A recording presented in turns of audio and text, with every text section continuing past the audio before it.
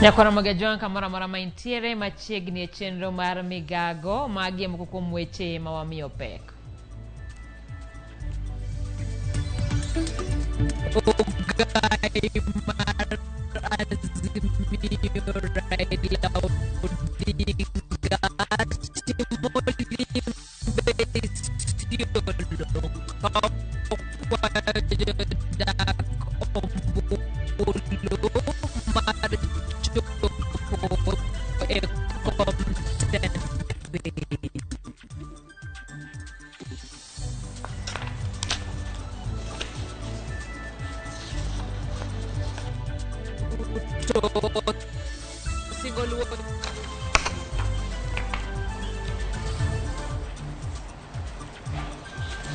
number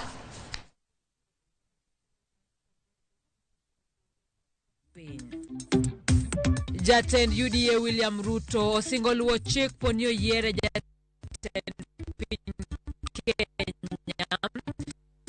e kinde ma omanyo Ramogi machiegni weche manyien nyinga Simfros Okinda. Kawachako en jalar Compton piny kod otiko noero mar UDA mano William Ruto koro timo romo kod jokanyo mag weche mag ohala e aluora mar Race Course Buore Nairobi ka. Ruto medo twaka osingo bero lwasi mar timo ohala e kind chenro mamoko mag dongruok. Wawinje gima dhi nyime.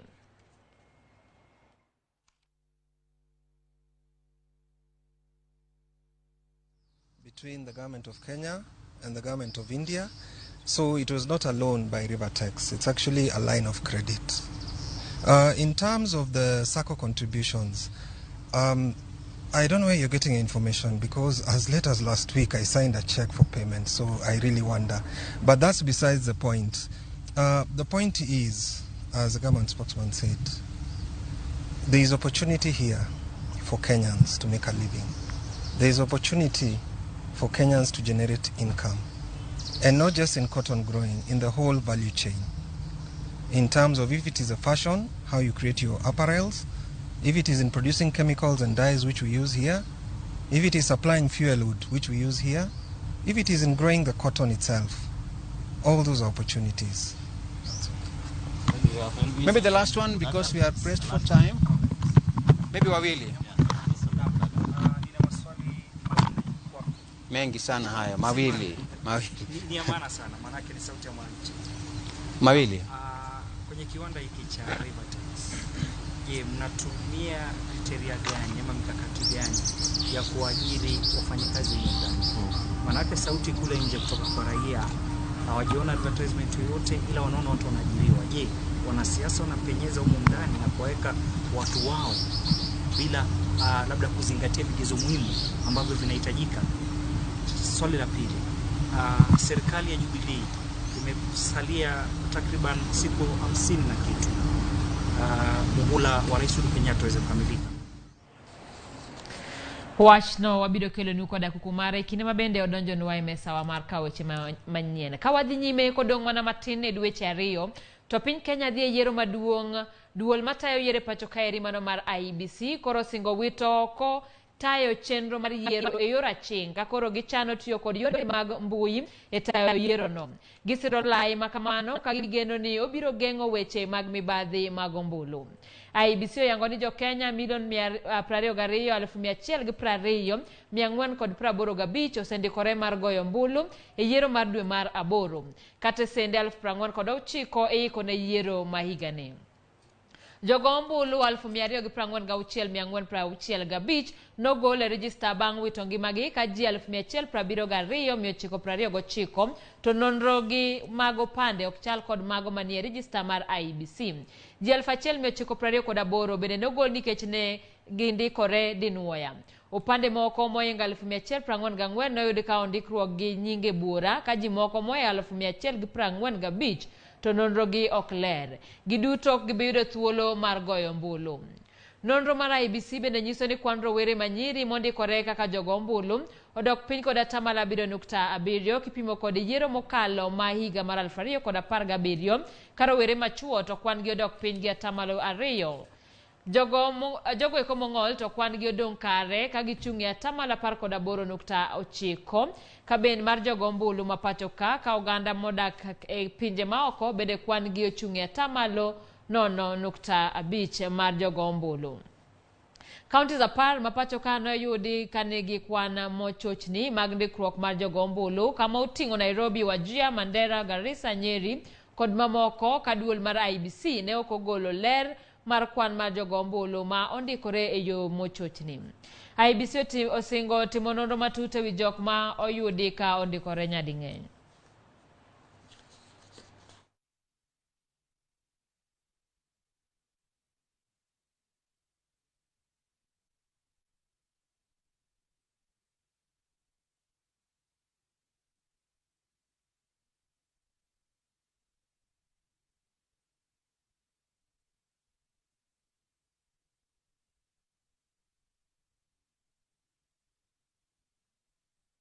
Ko mag siasa eni jalar kom mar ten pinye bwo riwruok mar Azimio One Kenya Raila Odinga timo limbe gwenge ma Isiolo kawuono.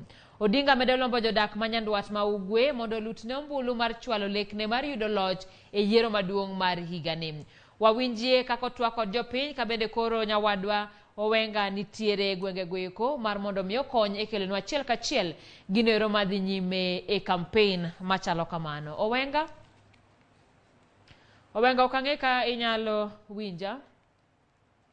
Nyakwa Ramogi watudore achiel kachiel kod Owenga, mano ripota marwa mabende koro luwo chenro mar campaign mar ogai mar Azimio la Umoja mano Raila Odinga, kendo wageno ni mane sama chuok ni odhi miyowa moko kuom kata odhi waneno moko kuom gigo eko madhi nyime e gwenge goeko mag nyandwat ma ugwe. Nyakwa Ramogi wachno wakelonu e nyime kanyo ero ka kamano. Wadhi nyime kama jalar kom ten piny gi otiko mar Azimio la Umoja One Kenya Raila Odinga pod ni kod mbiye kaunti ma Nairobi moloyo jachung' mar UDA mano William Ruto.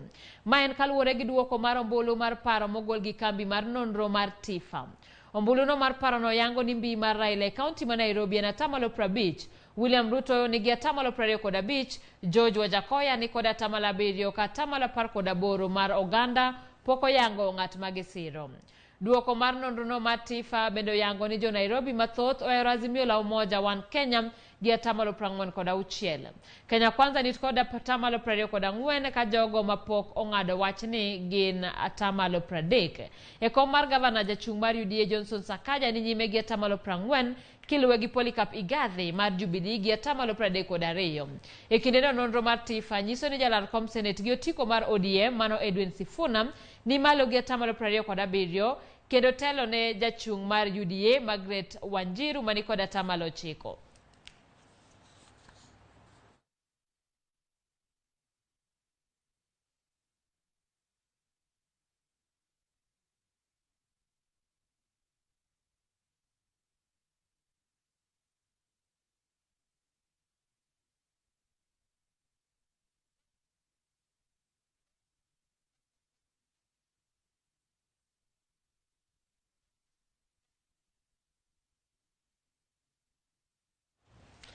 Duon bura mar Wiper koro ni ng'wech mar manyo jalno ero mabende biro chung' kaka gavana e kaunti no ero ma Mombasa bang' aput mar IEBC mawinjo ng'ur mar jochung' rem puodho Mike Sonko e komno. IEBC nyolero ni Sonko ok nyal dhi nyime kod manyo komno kaluwore ni ne othiche oko kaka gavana ma Nairobi ka itude kod keth mar tiyo marach kod apise. Aput no nonyono kar tiende ni jogo mane othiche oko mar apisi kaka gavana machon ma Nairobi Mike Sonko kod jalar kom Senate e kaunti ma Kiambu mano Irungu Thang'wa ok oyienegi mar laro kom moramora e yiero mabiro.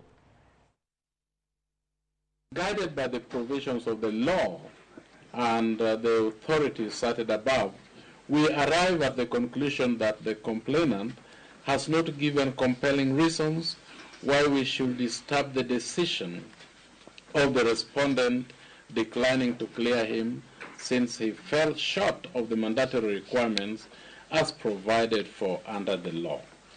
It is not over until it is over. Yes. We say aluta. Continue.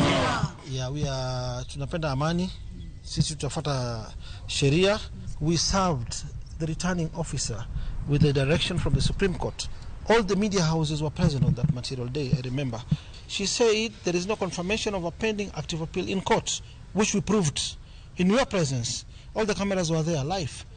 And then the returning officer lied to the committee. The returning officer did a press conference and said, we summoned Sonko to come the following day on the 8th to bring the Supreme Court proof. Yeah? At 2:30 she did that press conference. We presented the papers before 4 again on the 8th. Now they are lying. They are misleading Kenyans. They are misleading the public. Alisi tunawaambia wananchi wa Mombasa, mkuwe na moral. Tumepigana vita kubwa kushinda hii. Yes.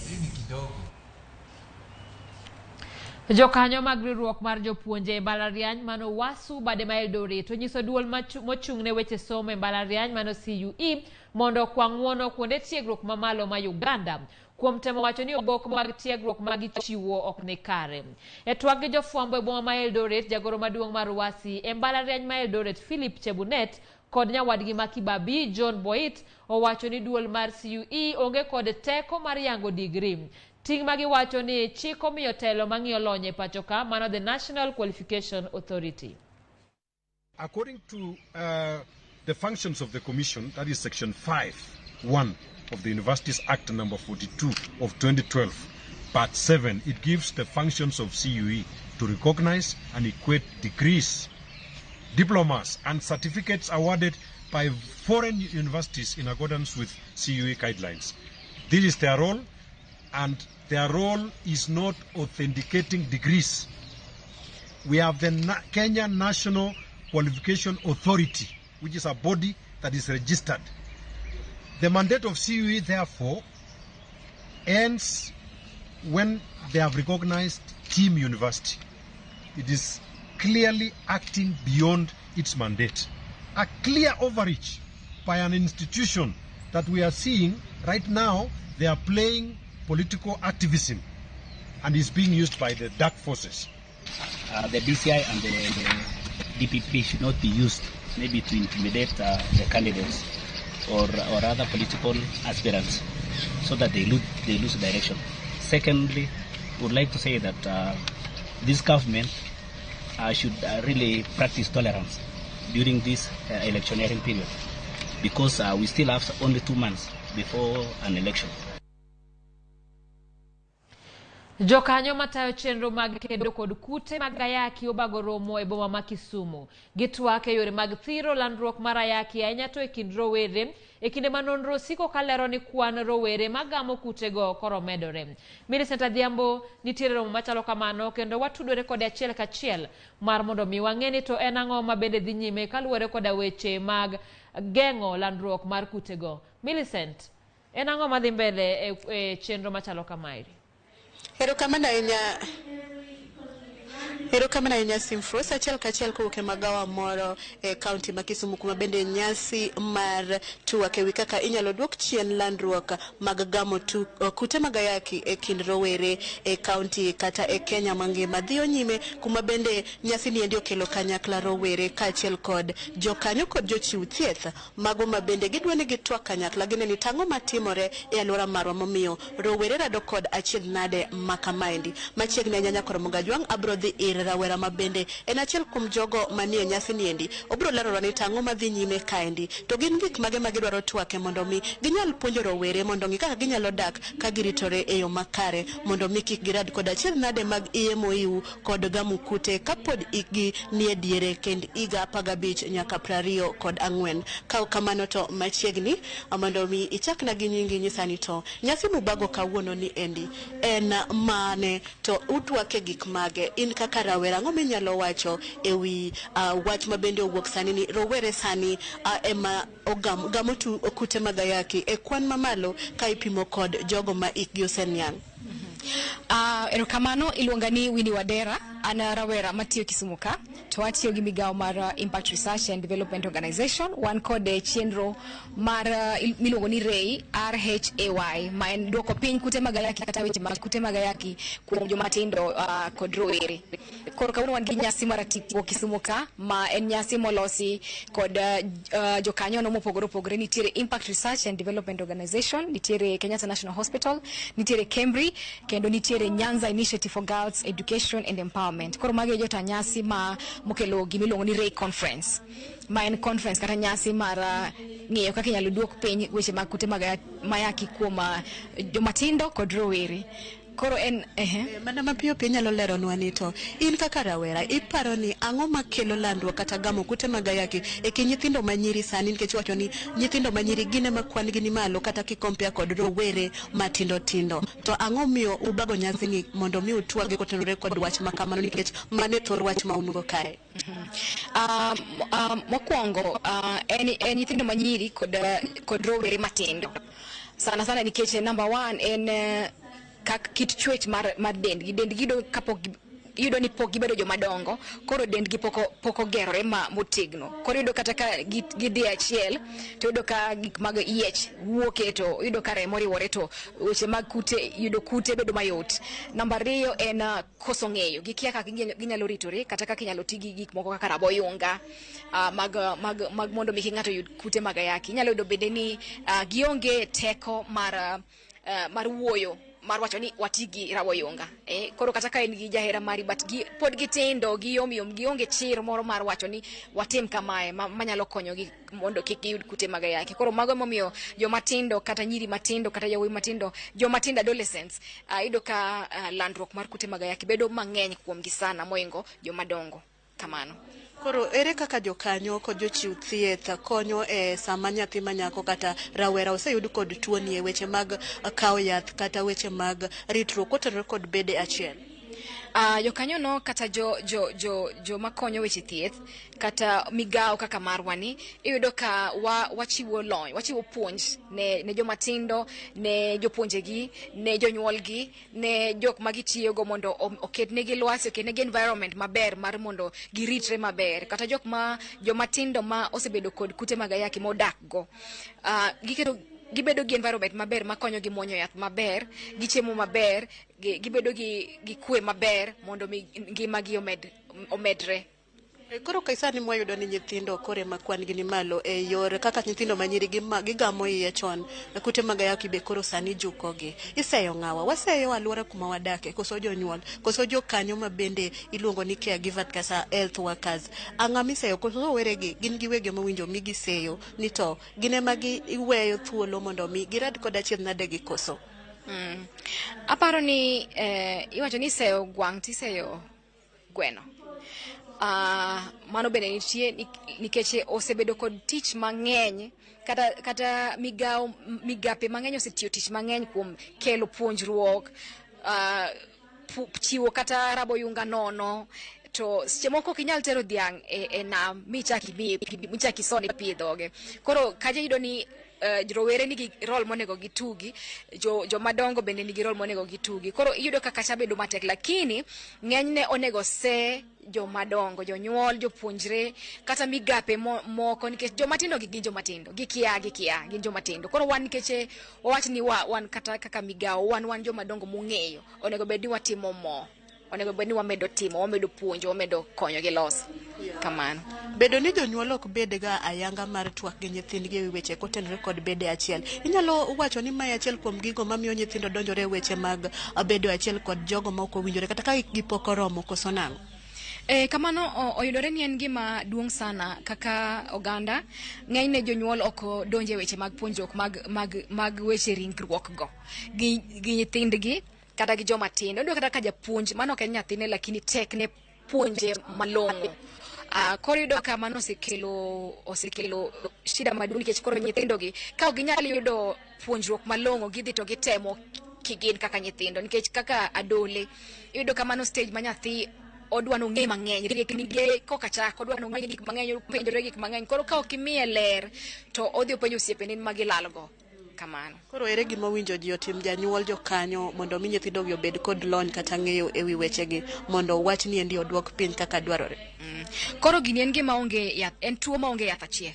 En tuo ma nigi yedhe mang'eny miluongo ni multi-stakeholder solutions, ma jonyuol nigi gima onego gitim, jopuonj e skul nigi gima onego gitim. Weche mag akweda for example, nitiere kuom joma dak gi kute mag ayaki, iyudo ka ikwedogi, iyanyogi, nyierogi, kata nyithindo e skul kata muonyo yath bedo gima tek. Koro kata environment, kata jopuonje onego bed ni ipuonjo gi kaka gidak gi nyithindo machal kamago.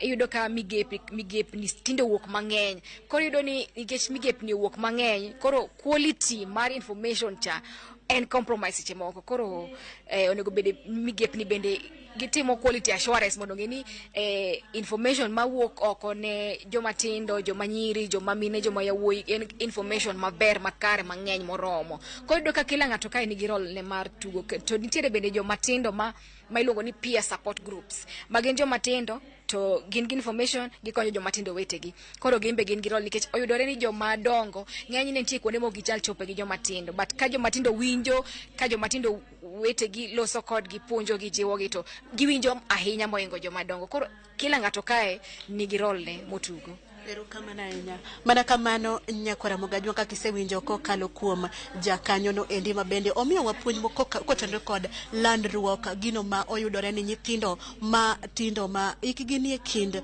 higa 15 nyaka 24, kata mon matindo ema thothne iyudo ka gamo kute mag ayaki, kendo bende nyithindo gamo iye moiw. Mago bende gigo ma bende twak dhi e nyime e nyasi ni endi odiochieng' ma kawuono, ka bende en nyasi machakore odiochieng' ma kawuono nyaka chieng' tich abich, kuma nyithindo gi dwaro puonjore ka gisolo paro mopogore opogore mondo gine ni to ang'o manyalo tim kata ang'o mowinjore otim mondo nyal duok piny tuo mar ayaki e kindgi giwegi. Ka kamano Simfros taduogo kuomi mondo idhi nyime kod kelo weche manyien matucho koni gi kocha e sechewa mag migago.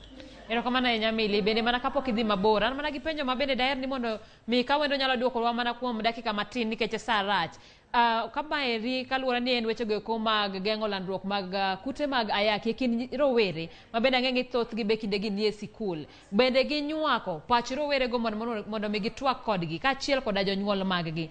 To ka dipo ni mano otimore kata ok otimore, thoth jonyuol miyo nyithindo yedhe mag komo nyuol, to wigi wil ni weche go mag kute mag ayaki bende dhi nyime mana kalandore e yono. En wach mane madowach e wi weche go eko?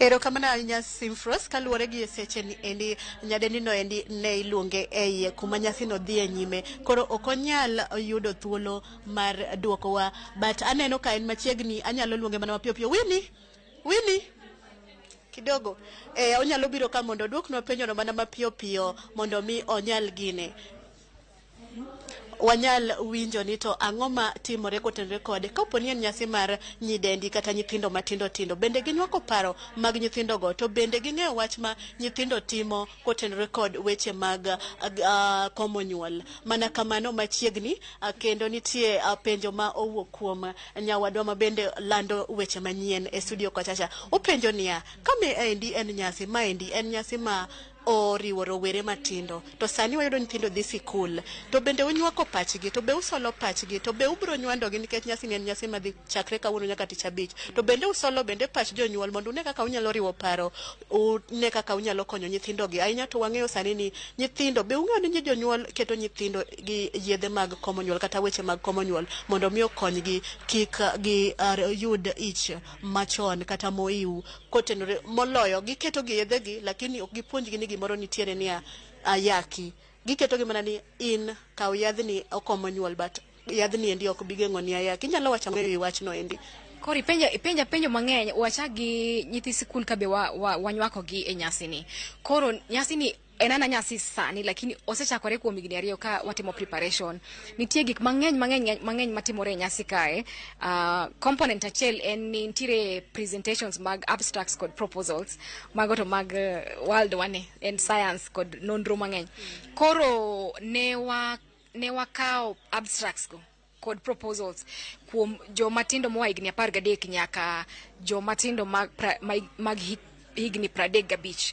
Koro yeka ne wakawa ka ng'ata manyalo participate, kata jomatindo manenie school ne wakao rieknigi to wakonyogi ka kindiko malong'o. Ne gindika ka composition to wan waloko negi kaka itimo ki science. Koro omiyo mano ne en category achiel ma wanywako godo jomatindo mabenie school. Kaeto nitie jomatindo manie school sani mane o qualify, nikech wan kae gi jok mowuok Malawi, wan kae gi jok mowuok South Africa, jok mowuok Zimbabwe, Zambia, Uganda, Tanzania, mane okwayo rusa mondo mi gibi mondo gichiw pachgi e nyasi ni. Koro kwatieko mano to wadhi e wach mag jonyuol ma keto nyithindgi matindo e weche mag komo nyuol. Koro nitie chik mag weche mag komo nyuol. To mano oken chik. Especially ka nyathi nitie gibelo ni consent kaka kiwacho ni nyathi nyaka yie, especially ka nyathi ok oyie to kochope higa ma sirikal ma Kenya wacho ni onego bed ni otimo weche mag komo nyuol, en koso chik ma inyalo make. Koro en gima dwaro loso matut mar janyuol, nyathi, jathieth, en gima dwaro dialogue matut, lakini at the end of the day kata gilos manade nyaka gilu chik. Koro ka nyathi ok assent, nyathi ok nyal consent, nyathi nyalo chiwo assent. Koro janyuol bende nyalo chiwo consent mare mondo yie mondo nyathi otimne kamano. Koro kamano ok otimore to iyudo ka en ketho chik. To wan kaka migao ok wapuonj mano. Wan kaka migao ok wapuonj mano. Wapuonja abstinence, wapuonja gik moko ma chik oyie nyaka kochopo higni 18 wan kaka impact research eka koro wasoe program mag weche mag komo nyuol gango wanyalo refer ne partners matimo mano kadhi mbele kama. Koro mane momiyo jalendo marone penjo niya ka janyuol oketo nyathi e weche mag komo nyuol to weyo ng'iyo bath machielo ma yudo Kibiparo ni en tim maber ang'o munyalo nyiso jonyuol? Mane makosa mosebedo kata kiketo thenge jonyuol kata rowere gin giwuon gineno ka giringe weche mag chuo sindan to korwako raboyunga koro pod onyalo koso yudo nyathi to pod onyalo yudo kute mag ayaki kata kute mag STI moko. Koro yudo kama en koso ng'eyo. Koro momiyo kaka migao wan wamedo ga puonjo magi sana. Koro wantie kaka waketo gimiluongo ni age appropriate education mag joma nie school, joma nie primary, joma nie secondary, joma nie community nyaka jok mok nyithindo mowuok e school. Ere kaka wanyalo puonjogi e yo ma sirkal oyie to yo magiyudo puonj makare. Erokamano ahinya Simfros, ageno ni nyadendi Winnie Wadera mabende nachiel kuom jogo mawuok e migao mapuonjo nyithindo mondo mi oritre kotenore kod gamo iwe moiw kod gamo kute mag ayaki oduoko penjo ni kao kamano to tami yie na weyi mondo idhi nyime kod kelo weche manyien. Nyamili ayudo duoko makare wageno yudo twak mathoth kowuok e romo machalo kamano kendo wan gi geno ni en gino mabende biro miyo nyithindo chenro makare mar ritruok. Kao kamano nyakwara Ramogi wadhi e yo matin waduogo koda weche mathoth kik idhi mabor.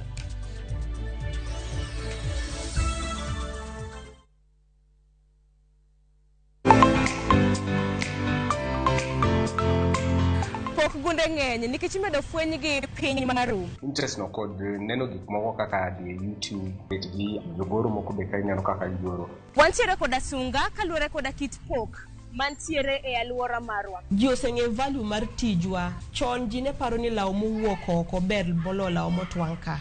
Wafwenyogi kendo wamiyogi thuolo mar nyisruok. Nitie jok mane industry mosebedo industry for so long. Los kodgi penjgi ni adwa loso gini talose nade. Kik yie mar pok kod talanta bayi chieng' tich ang'wen ka tich ang'wen chakre saa 2 nyaka saa 3 mar okinyi e TV mar Ramogi kitayo kod an Sharon Ong'ao.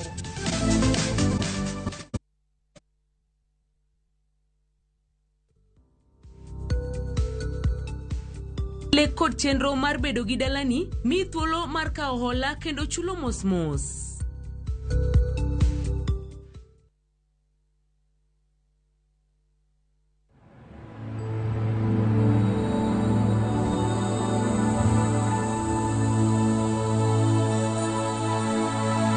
Every day, over 15 million members are transforming Africa.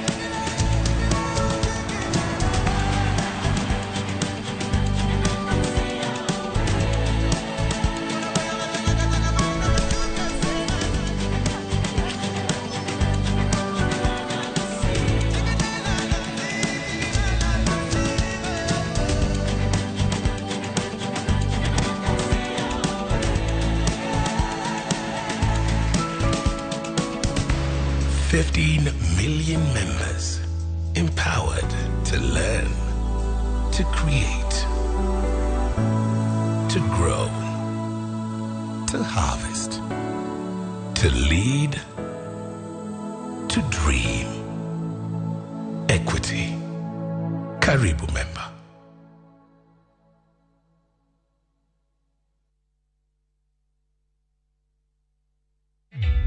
Introducing a new way to earn cash every time you buy airtime. Simply dial *487*2#. Buy airtime, pay for electricity or water bills for you or someone else, and get paid papo hapo. Usinunue airtime na tokens bure tu. Earn instantly with *487*2#. Dial *487*2# now. Dear Baba, when I grow up, I want to be an engineer just like you. And I would like to be a lawyer just like mother. But can we have water at home to drink, cook and clean so I can have more time to study?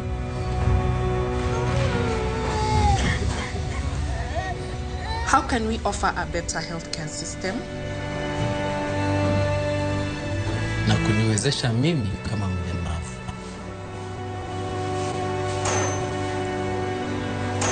Mimi kama jua kali, watarecognize skill yangu aje? Mimi mfanyi biashara, naweza pata financial support, niongeze stock. In whose hands are our businesses safe? Dear Baba. Yo, Baba. Wakenya wameongeza barua zingine. Wanasema wanataka password.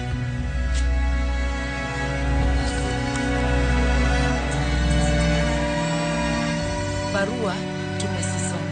Wakenya, tumesikia maoni yenu. Hii ndio password. Inawezekana.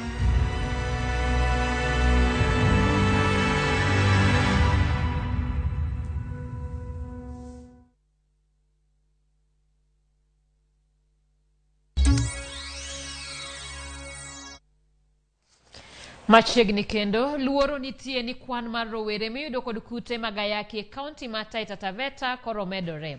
Mane oyangi kod migawo mar thieth e kaunti no ka koro moloyo rowere 8,000 kod nyithindo 5,000 ma hikgi tin ne 5 e kaunti no odagi kute magayaki. Jotelo mag migawo mar thieth mane twak kod jofwambo nokoni tuo no medore ahinya nikech anjao ma itimo ne thoth nyithindo kata rowere. Gisingo kedo kod lwenje mag kit chwech mondo duok landruok mar ayaki kod tuoche mamoko piny.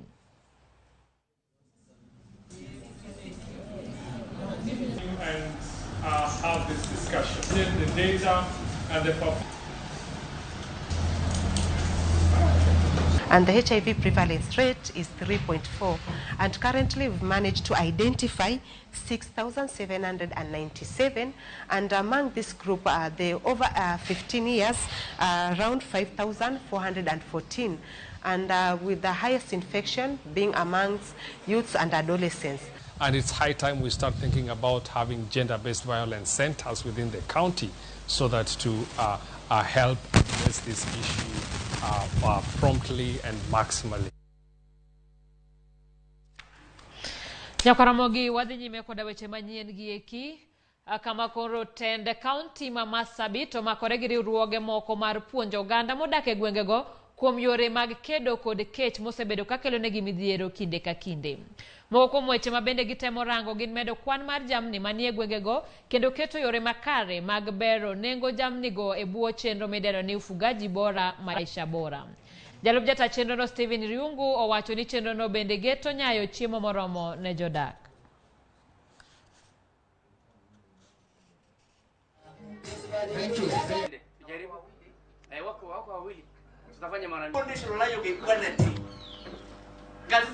Hiyo utafiti yetu ituonyesha kwa kiasi fulani, kiwango fulani, wafugaji wanaweza kuwa wanatoa mazao, lakini hii mazao waitumii pengine kulisha watoto yao, kwa sababu kuna wengine wanatoa maziwa, pengine wanafikiria yote ni ya kwenda sokoni, na unaona ile chakula pengine wananunua bandara wakiuza kama maziwa ama wauze wanyama yao, ni pengine ile chakula haitasaidia sana. Tumeanzisha kampeni ya kuhamasisha wafugaji kubadilisha tabia ya vile wanavyofuga mifugo yao na vile wanaohudumia mifugo yao. Wameleta pia kwetu faida kwa sababu wametuwafahamisha zaidi kwamba hii wanyama tunaweka mingi. Mzee mmoja kuna mbuzi 1000 au zaidi. Unakuta mzee kuna ng'ombe 400, 300, 200, 100. Wametufahamisha hapana, sio hivyo. Hii ardhi inaendelea kuwa kidogo kwa sababu town ina grow. Kwa hivyo nasema muuze, mweke pesa kwa bank na iwabadilishe katika maisha yenu. Na hiyo pia inatusaidia katika kiangazi. Kwa sababu wanyama ikiwa mingi inakuwa kwa muda kidogo inakula ardhi na inamaliza ardhi. Nyakoromugi wadhi achiel kachele county ma Isiolo kama jalar komaten pinye bori ruok mar Azimio One Kenya Alliance Raila Odinga timo limbe e gwengego. Odinga medo lombo jodak manyandwat ma ugwe mondo lutne ombulu mar chwelo lekne mar yudo loch e yiero maduong' mar dwe mar 8. Wawinjie kowuok kuom reporter marwa Eric Owenga kaka chenro machalo kamano dhi nyime Isiolo. Owenga. Erokamano awinji maler ahinya. Abiro ne achiel kachiel ka oki alwora ma Gabartula mano e county ma Isiolo e kar ma Isiolo South kuma igeno ni saa asaya kochakre sani migosi Odinga ma mano en ogai mar Azimio One Kenya Alliance biro lor ka kod lange mar timo kisera makendo odiochieng' ma kawuono. Ng'eni Odinga nochako kisera mare mar ombulu e gwenge ma Merti mano Isiolo North mano kar ma Isiolo North ae bang' obolwar ka ng'eni Odinga ibo ten ko jotelo ma osebedo ka chung kode ahinya to kisera mar ombulu mar Azimio ni kaka jatend migao mar weche pur Peter Kimunya ka achiel kod manen jadura machon mag Tanga Peter Kenneth gibiro yuoro kod Odinga ka mano nigi gitwak kod jopiny gi odiochieng' ma kawuono. To gima nyako ni en ni ng'eni county ma Isiolo ka nyaka sani kalore kod duol mochung'ne yiero kod jolut ombulu maheo gana 86 ma igeno ni Odinga gi lange biro bedo ka seto kata sero odiochieng' ma kawuono mondo obed lutne ombulu odiochieng' mar tarik 9 dwe mar 8. Kata kamano bende nyang'ere ni e yiero mokalo gwengegi kata kaunti ma Isiolo ka Odinga noyudo ombulu kwanata malo 30 ka jatend piny masani Uhuru Kenyatta noyudo ombulu maromo kwanata 40. Koro gie sani magini tuch achiel mano Jubilee kod ODM koro nyaka bed ni Odinga gilange gin kod geno ni gibiro yudo ombulu mang'eny moheo kwanata malo 50 ka yiero mar dwe mar 8. Ng'eni kwa biri siasa mag county ka wayudo ka bende nitie jolar kom mar governor kumoting'o ma en jatend kweth mang'eny od bura ma Nairobi mano migosi Abdi Guyo laro kom mar governor county ka kod otiko mar Jubilee ae wan kod ng'at miluongo ni Haleke Wako mane en jatend jatatije duol mochung'ne weche mag mibadhi pur ka mano EACC ma bende laro kom mar governor county ma Isiolo ka kod otiko mar ODM. Ae wan kod jalno miluongo ni Hussein Tina ma bende manyo kom mar governor kod otiko mar UDA. Koro ng'wech matek e lemo mar governor ni kuom jadego ma igeno ni odiochieng' ma kawuono wabo neno kaka jotelo mag Azimio biro biro to aka kotel kod ogai mar ODM Raila Odinga. To gima ng'eyo ni kata gima wachich mwapar no Odinga biro wuoyo odiochieng' ma kawuono ng'ene gwenge ma Isiolo ka midhiero mar arita kwe osero marach mokalo kalure kod dhao mani e tong' mar Wajia Samburu ka achiel kod Isiolo ka mosebedo karach mokalo nyaka sani bang' dwe achiel mokalo dhano moseto ngimagi e gwenge machiegni kod alwora mag Wajia Isiolo kod Samburu gin dhano maromo 19.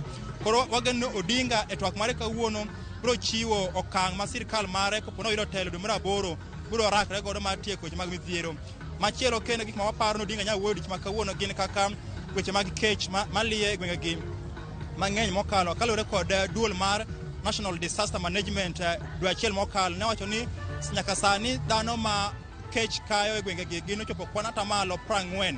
Koro kalure kod Odinga kinde mosebedo ko campaign kata ko osero ombulu achiel kuom manifesto mare en maneno ni oganda ma onge kod yuto kata yuto margi ni piny biro yudo omenda maromo siling 6,000 dwe ka dwe. Koro waparo ni gie sani bende kochopo ka Odinga bro lero ne jopiny kaka obro chopo dwaro makamano. Weche machielo bende gin mago mag pi ka achiel kod weche mag barabara weche mag apaya Odinga wuon osebedo kosungo kwacho ni en wuon en engineer mong'eyo kaka nya tayo weche mag apaya. Koro wan ka nyakwara Ramogi kendo boluo weche kaka gitimre ka oknyi achiel kachiel ya lap ma Gabar Tula mano e kar chung' Odura ma Isiolo South studio.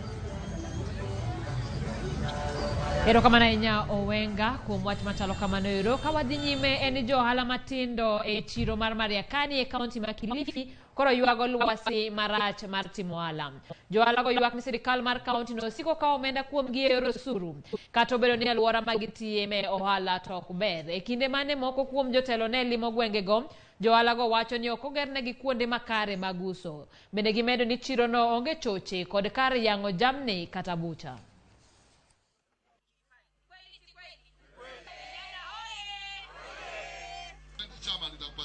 Asanteni sana. Mungu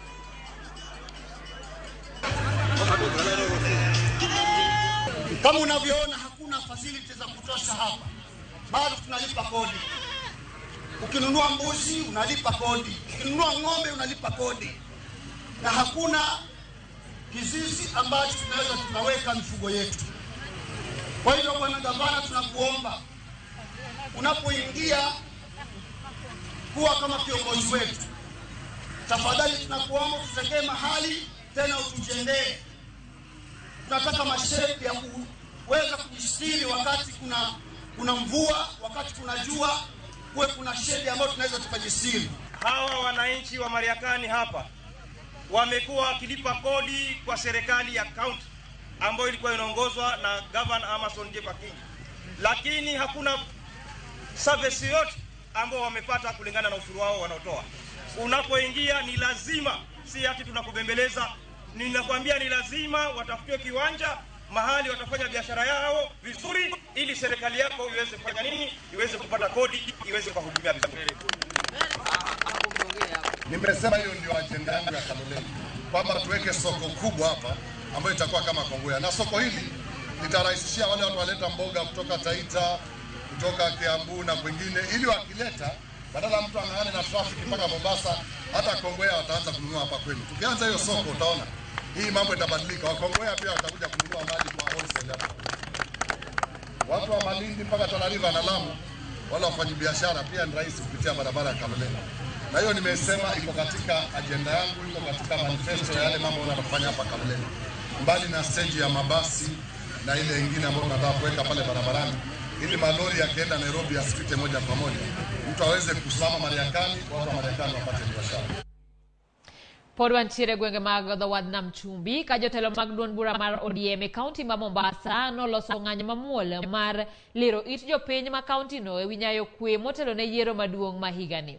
Kane otelnegi kod jalar kom mar gavana e kaunti ma Mombasa Abdul Swamad Sharif Nasir, jotelo go siemo josiasa matiyo kod weche manyalo kelo athuye ahinya to e romo mag siasa. Gijiwo oganda mondo nyakwe kod achiel margi kata obedo ni siasa medo kelo liet.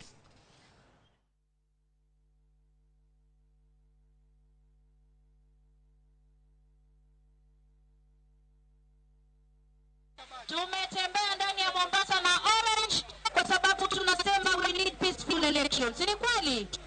Na sisi tunakemea vitendo vya violence ambavyo vimetokea sehemu zingine.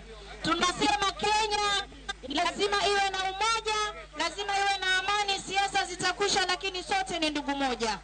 Na wale ambao wanachomea kuweka pocho kwenye violence, tunawaambia mkome. Uwiano bora na mwema baina ya jamii zote zilioko katika Mombasa hii.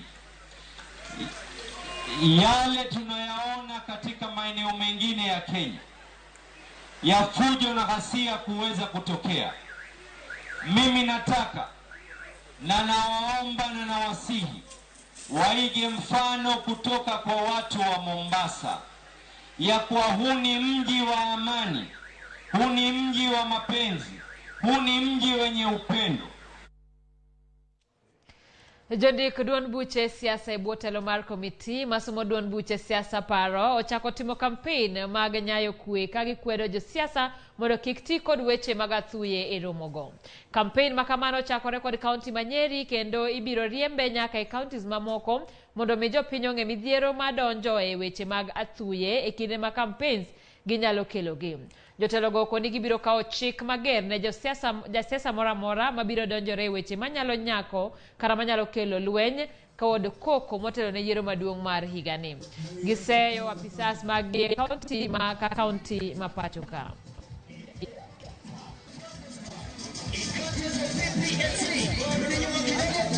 We came up with the peace caravans not only here in Nyeri but also across the country. These peace conferences which are taking place across the country are meant to motivate the political parties and Kenyans in general to ensure that there is peace before, during, and after the general election. And this peace caravan today mostly will be within Nyeri. But of course from tomorrow we are going to expand our scope to cover about 5 counties in this region. Our intention as security agents, our intentions as the County Security Committee is to ensure that we do everything as peacefully as is possible without using violence against anybody, without using tear gas against anybody, and any other means that is rough. And that means the people we are serving should also be equally peace-loving and peace-seeking, wanting to campaign in their own way without using abusive language against others, without using hate speech against others. That is the way we want to serve security to our people. Ramogi gi kanyo wachako kao yoyo matin waduoko koda weche mag tuke.